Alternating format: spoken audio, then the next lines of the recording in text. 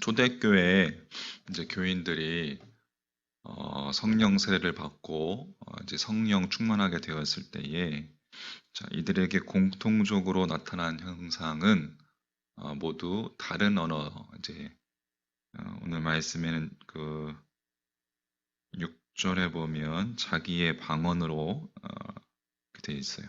다른 언어들로 말하는 것이었습니다. 다른 언어들이란 문자 그대로 이제 이들이 쓰는 평소 말과는 다른 언어였죠. 초대교회 교인들이 이 말한 다른 언어들의 실체가 무엇인지 5절, 6절, 7절 한번 다시 보면 그때에 경건한 유대인들이 천하 각국으로부터 와서 예루살렘에 머물러 있더니 이 소리가 나매 큰 무리가 모여 각각 자기의 방언으로 제자들이 말하는 것을 듣고 소동하여 다 놀라 신기하게 여겨 이르되 보라 이 말하는 사람들이 다 갈릴리 사람이 아니냐 되어 있습니다. 주전 586년 이제 유다가 바벨론의 제국에 의해서 멸망당하면서 수많은 유대인들이 세계 도처로 흩어졌습니다. 그리고 그 후손들은 자기 선조들이 정착한 곳에서 이제 대를 이어가면서 살면서 그들이 태어난 현지의 언어를 모국어로 사용했습니다. 이제 디아스포라 유대인들이라고 하죠. 8절 말씀에 우리 각 사람이 난 곳 방언으로 듣게 되는 것이 어찌 됨이냐. 그러니까 제자들이 이야기한 방언이란 그 말을 듣는 디아스포라 유대인들의 모국어였습니다. 그곳에 모여 있던 이제 디아스포라 유대인들이 특정 지역 한 곳에서 온 사람들이 아니라 여러 지역에서 뭐 중동, 뭐 아프리카, 유럽 등 여러 지역에서 온 사람들로 각기 다른 모국어를 사용하고 있었습니다. 그런데도 그들이 모두 제자들의 말을 각각 자신들의 언어로, 자신들의 방언으로 그렇게 알아들었던 것입니다. 그러니까 이들이 놀랄 수밖에 없었던 거죠. 특히 갈릴리 사람, 이제 당시 갈릴리 사람이라고 하면 어부들이라고 하면 배운 적이 없고 또 가난한 이들인데 어떻게 그런 사람들이 자기들의 말로 그렇게 말을 할 수 있느냐. 2000년 전 성령 충만한 제자들이 말한 다른 언어들은 말하는 사람이나 듣는 사람이나 전혀 그 의미를 알 수 없는 천사들의 방언이 아니었습니다. 그곳에 모인 디아스포라 유대인들이 자신의 모국어로 명료하게 자신들이 알아들을 수 있는 이해 가능한 언어였던 것이죠. 이것이 2000년 전 오순절에 있었던 역사적 사실입니다. 할렐루야. 이것에 대해서 베드로가 자신들에게 일어난 일이 성령님의 역사라는 것을 역설하면서 이제 구약 성경의 요엘서 2장 말씀을 인용했는데 그것이 우리가 아까 읽었던 17절부터 21절까지의 말씀입니다.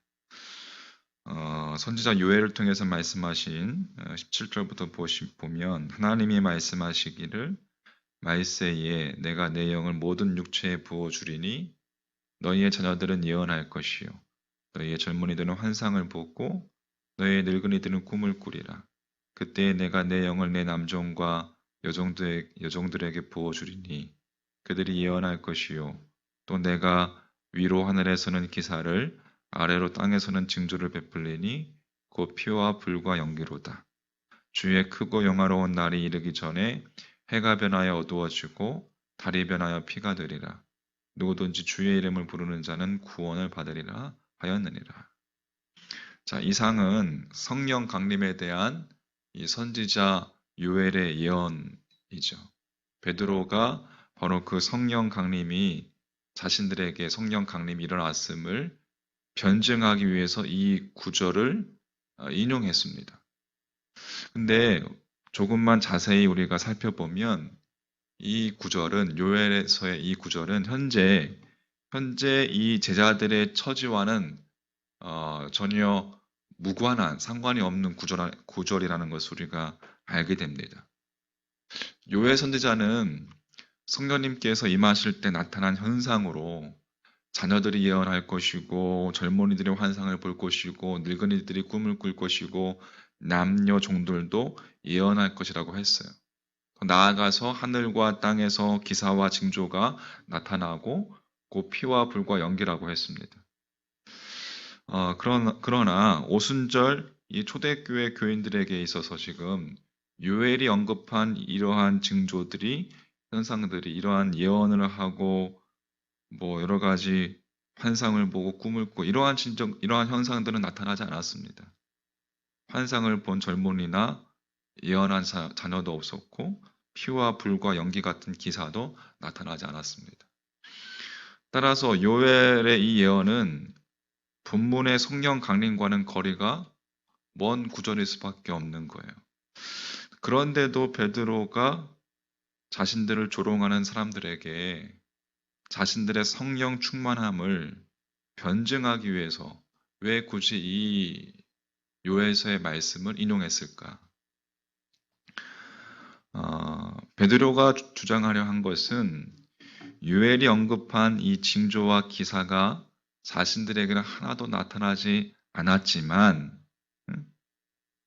그럼에도 불구하고 않았기 때문에 그래서 자신들이 다른 언어들로 다른 자기의 방언들로 말하는 것은 그렇기 때문에 역설적으로 그 무엇보다도 확고한 이것은 성령 충만함의 증거다라는 것을 역설적으로 이야기하고 있는 겁니다.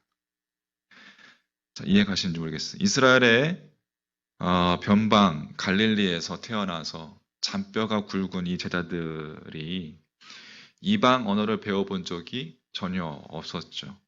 따라서 이방 언어를 모국어로 사용하는 사람과는 대화가 아예 불가능했습니다. 그러나 성령님께서 그들에게 임하시고 그들이 말하기 시작했을 때에 자신들이 평소 사용하는 말과는 전혀 다른 말이었고 그 다른 언어들이 즉 다른 이방 언어를 모국어로 사용하는 그 사람들이 알아듣는 역사가 그들의 눈앞에서 일어났습니다. 그러니까 이것보다 더 확고한 성령 충만함의 증거가 어디 있겠느냐라고 환상이나 예언이나 이것을 인용하면서 지금 그것은 없지만 우리가 이렇게 각기 언어들로 이야기하는 이것이 이것보다 더 확고한 성령 충만의 증거가 어디 있겠느냐라고 역설적으로 강조하는 것입니다. 자, 본문 3절을 보면 성령님께서 제자들에게 강림하실 때 불의 혀처럼 갈라지는 것들이 그들에게 보여서 각 사람 위에 하나씩 임하여 있었다라는 내용이 나옵니다. 자, 이것을 좀 더 원문에 충실하게 번역하면 갈라지는 불처럼 보이는 혀들이 제자들에게 임하였다라는 말입니다. 이때의 혀라는 말, 이제 헬라어로 글록사라는 말을 사용하는데, 그러니까 이것은 위로부터 주어진 혀, 제자들이 위로부터 주어진 혀, 다른 혀, 즉 다른 언어들을 이야기하는 것입니다. 그러니까 위로부터 임한 혀라는 것은 그러면 도대체 누구의 혀이겠습니까? 그건 두말할 것도 없이 주님의 혀입니다. 그러니까 성령 충만한 사람은 자기의 혀가 아니라 주님의 혀를 인간이 주님의 혀를 지니고 주님의 혀로 말하는 사람이라는 것이죠. 그러니까 인간이 주님의 혀를 지녔다는 것은 그러면 또 구체적으로 무슨 의미이겠습니까? 그것은 주님의 마음을 지녔다는 것입니다. 주님의 마음으로, 주님의 혀로 이야기하는 것이죠. 그러니까 내 마음대로 살아가는 한 내 혀가, 내 말이, 내 언어가 하는 말은 모두가 다 이기적이고 교만한 나의 말에 지나지 않지만 내가 주님의 마음을 품으면 그때부터 내 혀는 주님의 혀가 되고 내 말은 평소와는 다른 말, 즉 다른 언어들이 된다는 이야기입니다. 주님께서 내 혀를 당신의 도구로 쓰시는 것이기 때문에. 할렐루야. 그러니까 우리가 성령의 조명 아래 성령의 충만함을 입게 되면 주님의 말씀을 배우고 쫓는 것은 그 말씀에 대한 더 많은 지식과 정보가 아니라는 거예요. 더 많은 지식과 정보가 아니라 그 말씀의 능력을 힘입어서 주님의 마음을 이해하고 주님의 마음을 느끼고 주님의 마음으로 말을 하고 할렐루야. 그게 다른 언어들이라는 것입니다. 그러니까 우리가 성령의 도우심으로 주님의 마음을 품으면 우리의 혀는 말할 것도 없고 우리의 삶 자체가 주님의 혀가 되는 거예요. 그러니까 우리의 삶이 주님의 사랑과 주님의 생명을 전하는 다른 언어들로 승화되는 것입니다. 여러분, 결국 다른 언어들이라는 것은 주님의 마음을 지니는 것입니다. 예언이나 환상이나 하늘의 징조나 땅의 기사를 본 적도 없고 천사의 방언을 해본 적도 없습니까? 이런 것은 아무 문제가 되지 않는다는 거예요. 지금 나와 함께 하시는 성령님의 임재함 속에서 성령님의 임하심 속에서 주님의 마음을 품는 것이 더 중요하다는 거예요. 그 주님의 마음을 품었을 때 자기 중심적인 언어를 성령님 안에서 주님의 혀로 바꾸어지고 그때 나오는 언어는 단 한마디의 말을 하지 않아도 주님의 마음을 품은 사람이기 때문에 주님의 마음을 품은 그 삶 자체가 사람의 마음을 움직이는 주님의 다른 언어들이 될 수 있는 것입니다. 여러분, 고로 주님의 마음을 품는 것이 중요합니다. 무엇보다도 주님의 마음을 품으십시오. 할렐루야. 우리를 향한 주님의 사랑과 주님의 생명, 주님의 그 크신 사랑과 결코 어둠이 흉내낼 수 없는 영원한 생명. 그 주님 주시는 사랑과 생명이 담긴 주님의 마음, 그 마음을 겸허하게, 겸손하게 품은 자가 그 삶 가운데서 다른 언어로 다른 이들의 사람의 마음을 움직일 수 있는 하나님의 성령 충만한 사람이라는 것을 우리가 여러분 믿으시기를 간절히 소망합니다. 1998년도 신학교 3학년 때 여러 가지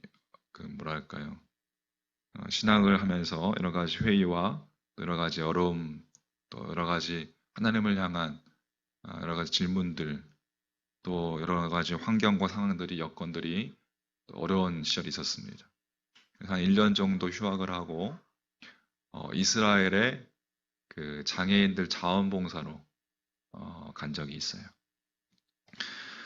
장애인들 자원봉사를 하면서 자기들이 손과 발을 움직일 수 없고 또 말도 할 수 없는 그러한 장애인들, 언어가 또 틀리잖아요. 언어가 거기는 이제 히브리어를 쓰고 이제 영어로 하지만 그런 곳에서 자원봉사를 하면서 함께 지냈던 적이 있습니다.